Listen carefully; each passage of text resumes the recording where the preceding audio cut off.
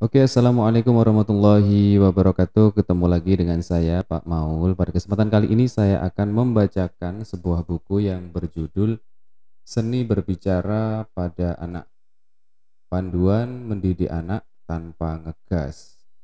Ini buku terjemahan yang ditulis oleh Joanna Faber dan Julie King, yang judul aslinya yaitu "How to Talk So Little Kids Will Listen". Ini bukunya. Selamat mendengarkan. Catatan penulis. Kami berdebat mengenai suara siapa yang akan dipakai sebagai narator. Rasanya tidak nyaman kalau harus menulis "saya Joanna" atau "saya Julie". Pada akhirnya kami mencoba untuk menciptakan satu karakter, tetapi kesannya tidak orisinal karena kami ingin memakai kisah-kisah asli dari keluarga kami.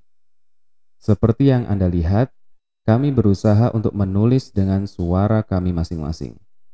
Di sepanjang buku ini, Anda akan menemukan nama Joanna atau Julie di setiap bab agar Anda tahu siapa yang berbicara. Semua kisah yang diceritakan dalam buku ini benar-benar terjadi. Nama dan semua identitas lain mungkin sudah diganti, tetapi semua kasus ada anak-anak, orang tua, dan para profesional adalah kisah nyata.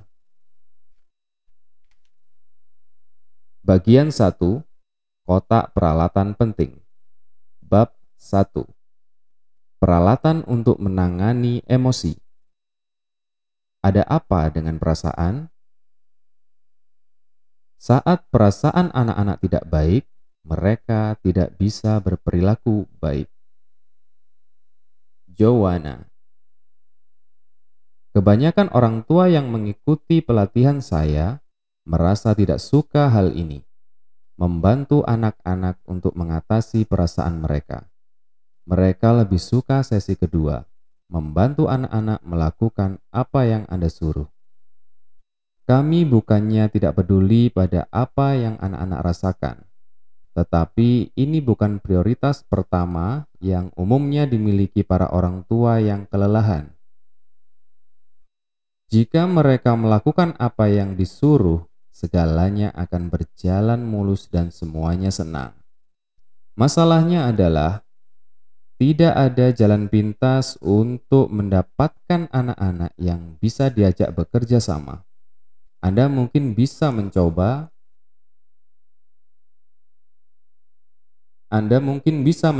dan hanya akan terpuruk ke dalam genangan konflik. Pikirkan saat-saat tidak menyenangkan yang membuat Anda bersyukur tidak sedang syuting untuk acara reality show. Misalnya saat Anda berteriak begitu keras kepada anak sampai tenggorokan terasa sakit. Anda sudah memberitahukannya 100 kali untuk tidak mendorong adik perempuannya ke arah kompor atau menarik telinga anjing yang sudah tua. Dia bisa menggigitmu dan kamu pantas digigit, tetapi ia tidak menggubris. Saya menduga saat itu Anda pasti sedang lelah, stres, atau sedih karena suatu hal.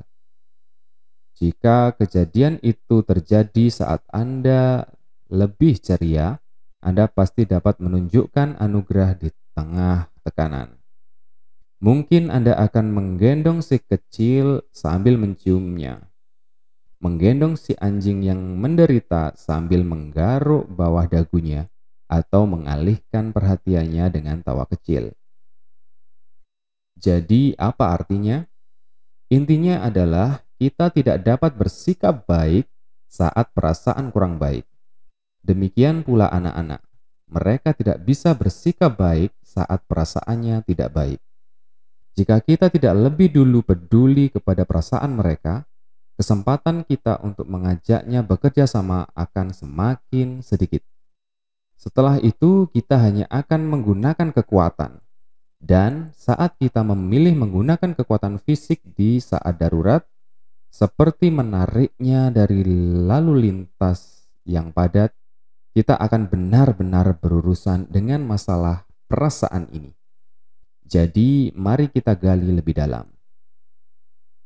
Sebagian besar dari kita tidak mengalami kesulitan untuk menerima perasaan positif anak-anak. Ini sangat mudah. Wow, Jimmy kan sahabat terbaikmu di seluruh dunia. Kamu suka kue dadar buatan ayah. Kamu senang dengan kehadiran adik bayi. Manisnya. Senang sekali mendengarnya. Namun, saat anak mengungkapkan perasaan negatifnya, kita akan mendapat masalah. Apa? Kamu benci Jimmy? Bukankah ia sahabat baikmu? Kamu mau meninju hidungnya? Jangan sampai kamu lakukan itu. Bagaimana bisa kamu bosan makan kue dadar? Bukannya kamu paling suka itu? Kamu mau adik bayi dikembalikan? Jangan sampai kamu ngomong begitu lagi ya. Kita tidak mau menerima perasaan negatifnya karena hal itu memang negatif. Kita tidak ingin menguatkan hal negatif itu. Kita ingin mengoreksi, bahkan kalau bisa menghilangkannya sama sekali. Intuisi kita berkata bahwa kita harus menyingkirkan perasaan-perasaan itu secepat dan sekuat mungkin. Namun, ini sebuah contoh bagaimana intuisi bisa menyesatkan kita. Ibu saya selalu berkata, jika kamu tidak yakin apakah suatu itu benar, terapkan dulu pada dirimu. Ayo kita lakukan nasihat ini. Pertimbangkan apa reaksi Anda terhadap situasi ini. Bayangkan Anda bangun tidur dengan perasaan tidak nyaman. Anda tidak cukup tidur tadi malam dan sekarang Anda mulai merasa sakit kepala. Anda berhenti sebentar untuk minum kopi sebelum berangkat mengajar di sekolah taman kanak-kanak. Dan berkata pada seorang rekan kerja, "Aku tidak mau berangkat kerja." Dan menghadapi suara anak-anak yang bertengkar. "Aku mau pulang, minum Telenol, dan tidur sepanjang hari." Apa reaksi Anda jika teman Anda menyangkal perasaan Anda dan memarahi sikap Anda yang menyebalkan? "Hei, berhentilah mengeluh. Anak-anak tidaklah seburuk itu. Kamu tidak boleh berkata begitu tentang mereka. Aku yakin kamu akan lebih bersemangat kalau sudah bersama mereka. Ayolah, aku ingin melihat senyummu lagi." Atau menasehati Anda, "Sadarlah, kamu butuh pekerjaan ini. Kamu hanya perlu menyingkirkan kopi itu, minum teh yang menyegarkan, dan merenung sebelum sekolah dimulai." Atau mungkin memberikan kuliah filsafat. "Hei, tidak ada pekerjaan yang sempurna. Inilah hidup. Tidak ada gunanya mengeluh tentang hal itu. Tidak ada manfaatnya kalau terus memikirkan hal-hal yang negatif." Bagaimana kalau ia membandingkan Anda dengan guru lain? Coba lihat Liz. Ia selalu semangat bekerja. Kamu tahu kenapa? Karena ia sungguh-sungguh mempersiapkan diri. Ia selalu mempersiapkan bahan pelajaran dengan begitu mantap. Berminggu-minggu sebelumnya. Atau mengajukan pertanyaan-pertanyaan yang menurutnya akan menolong. Apakah kamu cukup tidur? Semalam kamu tidur jam berapa? Apa kamu merasa kurang enak badan? Apa kamu sudah minum vitamin C? Apa kamu memakai tisu antiseptik di sekolah agar tidak terjangkit kuman dari anak-anak? Dan inilah reaksi yang muncul dari peserta yang kami bimbing ketika skenario ini kami sajikan. "Aku tidak mau bicara denganmu lagi. Dia bukan temanku. Kamu gak tahu apa-apa. Aku benci kamu.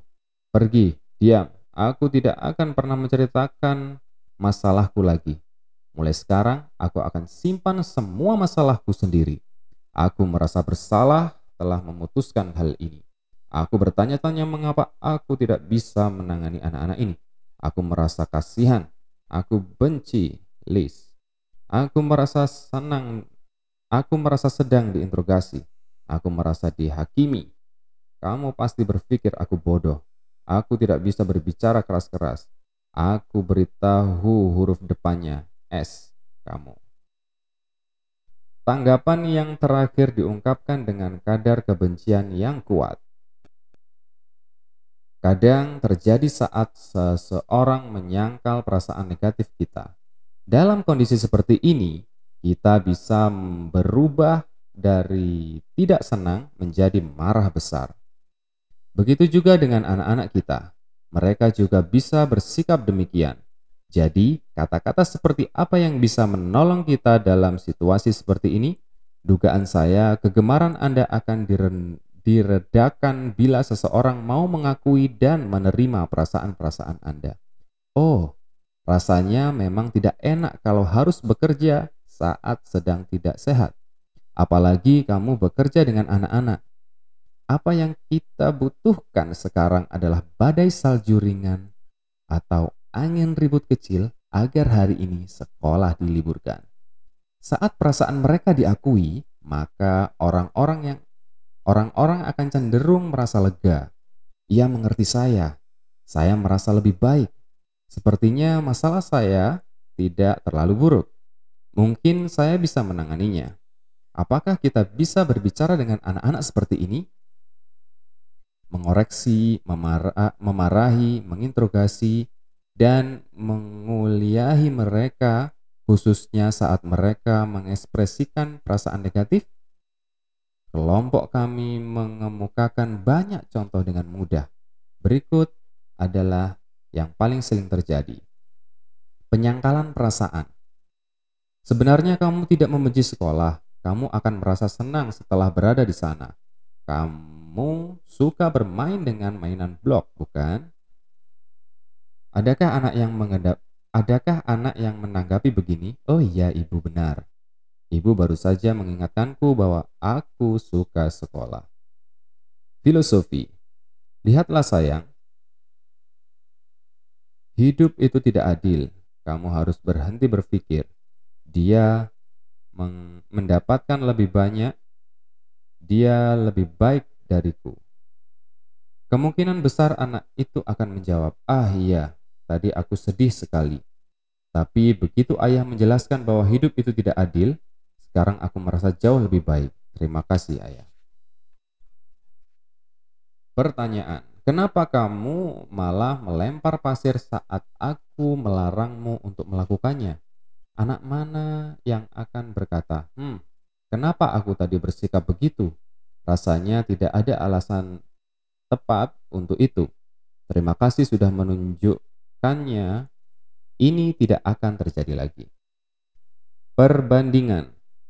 Lihat bagaimana Olivia duduk diam dan menanti gilirannya.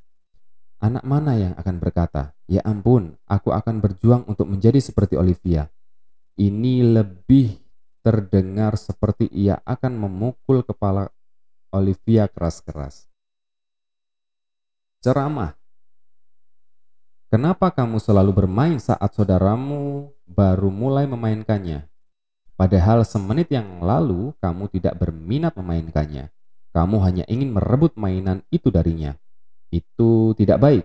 Lagi pula itu mainan untuk anak kecil. Sekarang kan kamu sudah besar. Kamu harus lebih sabar terhadap adikmu.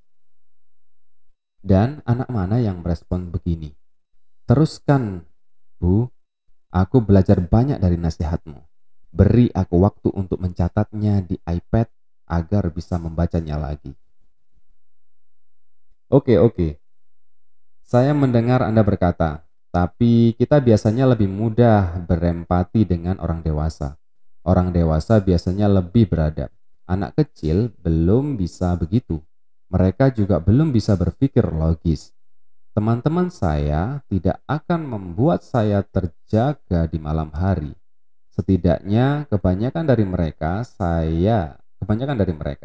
Saya tidak perlu menjemput teman-teman untuk ke sekolah atau mengingatkan mereka supaya menggosok gigi atau berhenti memukuli saudara mereka.